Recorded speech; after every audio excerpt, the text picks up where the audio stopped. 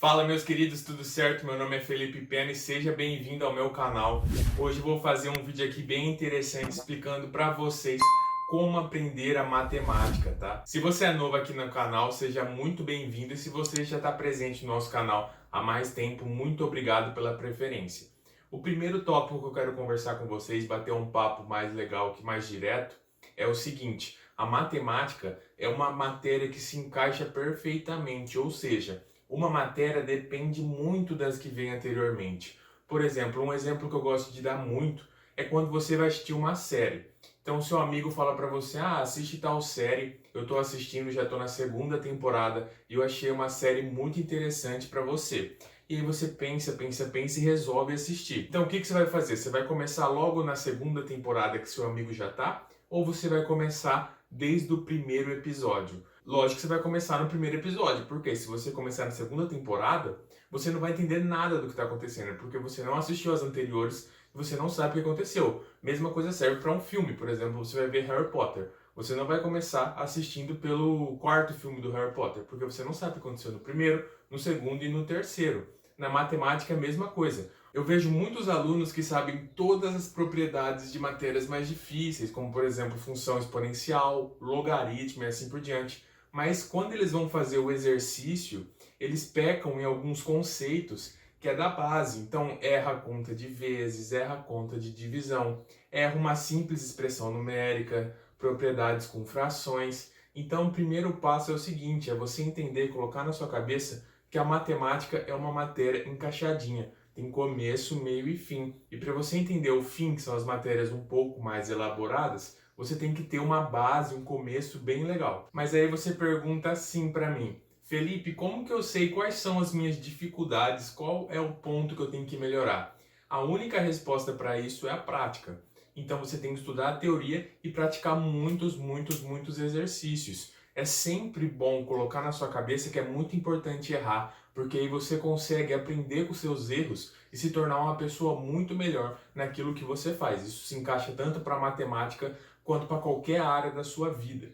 Você tem que perceber também que é a prática que leva à perfeição. Lógico, ninguém é perfeito na matemática, ninguém sabe tudo. Eu mesmo, quanto mais eu estudo, mais eu percebo que falta muita coisa ainda para eu falar que eu sei tudo de matemática. Eu falo até que é impossível você saber tudo de matemática.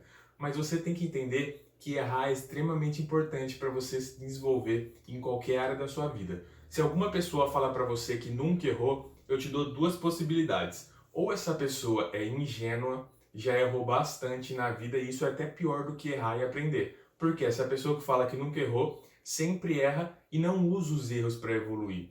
Ela só erra e não percebe que está errando. Então ela vai continuar fazendo as coisas erradas pro resto da vida. A segunda opção, daquelas pessoas que falam que nunca erraram, são aquelas pessoas que estão na zona de conforto, que estão estagnadas em um determinado nível. E se você quer evoluir em qualquer parte da sua vida, e usando isso para matemática, você sempre tem que pegar, por exemplo, você está estudando geometria plana. Você vai estudar, vai chegar uma hora que você vai falar assim: nossa, está muito fácil. O que você vai fazer? Você não vai ficar um ano só estudando geometria plana nessa parte fácil. Você vai evoluindo. A gente tem que ser movido a desafios, e isso também se encaixa na matemática. Começa com uma soma, depois multiplicação, potenciação, e aí quando você vai ver, você sabe bastante coisa da matemática. Agora que a gente já passou por esses dois conceitos que eu queria conversar com vocês, você já tem uma boa base e também está ciente de que erra e que isso é muito importante para o seu processo de crescimento. Eu vou entrar num tema que é um pouquinho mais complexo, que eu mesmo só fui me ligar nisso quando eu estava no primeiro ano da faculdade. Eu vou contar algo que aconteceu comigo e tenho certeza que já aconteceu isso com você também. Nos primeiros anos, eu faço engenharia, para quem não sabe, eu estou no quarto ano da engenharia, e nos primeiros anos a gente sempre tem as mesmas matérias, né? E tinha uma matéria que funcionava da seguinte maneira: o professor dava aula, o professor era excelente, tá?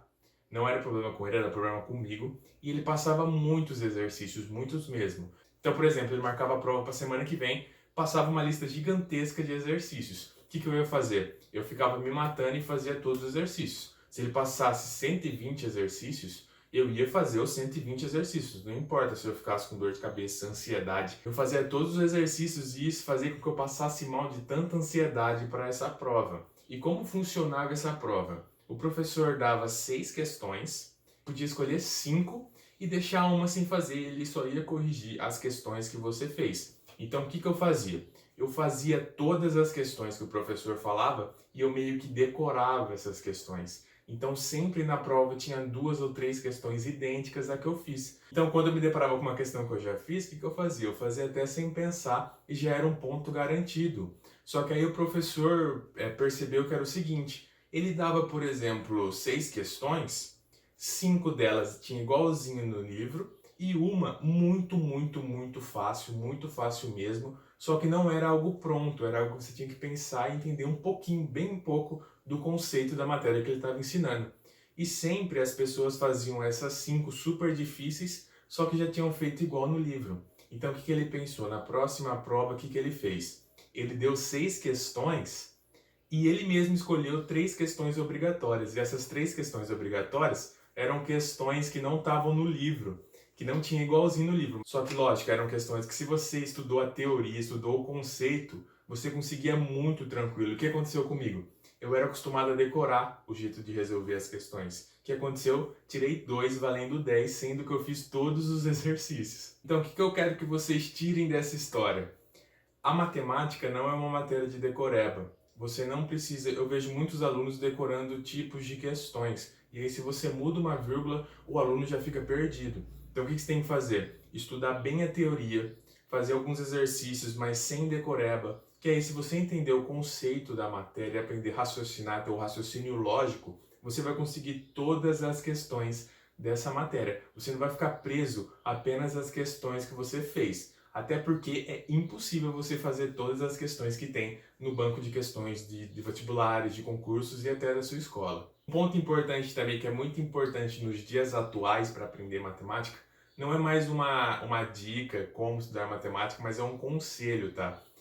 Hoje a gente tem a internet que é muito mais fácil de você aprender. Por exemplo, na época dos meus avós, se você quisesse ler sobre logaritmo, você teria que ir na biblioteca municipal, pegar o livro lá mesmo e ler, ou levar para casa e devolver daqui a uns dias. Agora você já consegue com o celular, você já consegue tudo na sua mão. Então aproveita isso. Aqui no canal você tem mais de 120 vídeos para você ver. Tem questões da Unesp, ITA, FUVEST, tem aulas de funções, matemática financeira, desafios de matemática básica para você ter uma base muito forte. Então você já tem tudo nas suas mãos, você só tem que pegar essas informações e saber usar elas. E lógico que isso também não está só presente na matemática. Se você tiver, por exemplo, dificuldades em biologia, você pode pesquisar no Google o tema que você quiser. Eu tenho certeza que você vai achar muita videoaula interessante e bem legal. Eu até recomendo alguns professores de matemática da minha área que eu vejo mais, como por exemplo o Rafael Procópio do Matemática Rio, o professor Paulo Pereira, o professor Ferreto. São 3 canais muito bons e que vai te ajudar a estudar até agora nesse contexto que a gente está da pandemia e da quarentena, beleza? Então foi esse o vídeo, meus queridos, eu espero ter ajudado vocês. Qualquer dúvida é só deixar nos comentários que eu vou estar respondendo todo mundo, explicando qualquer dúvida, tá? Se você também tiver interesse de conhecer mais a gente, é só ir lá no Instagram, @matematicagem, na verdade eu vou deixar fixado aqui na descrição do vídeo, que a gente já conversa melhor por lá e eu sempre posto bastante desafio lá no Instagram. Tranquilo? Não esquece de deixar aquele like e verificar aqui se você já é inscrito do canal. Valeu e até mais!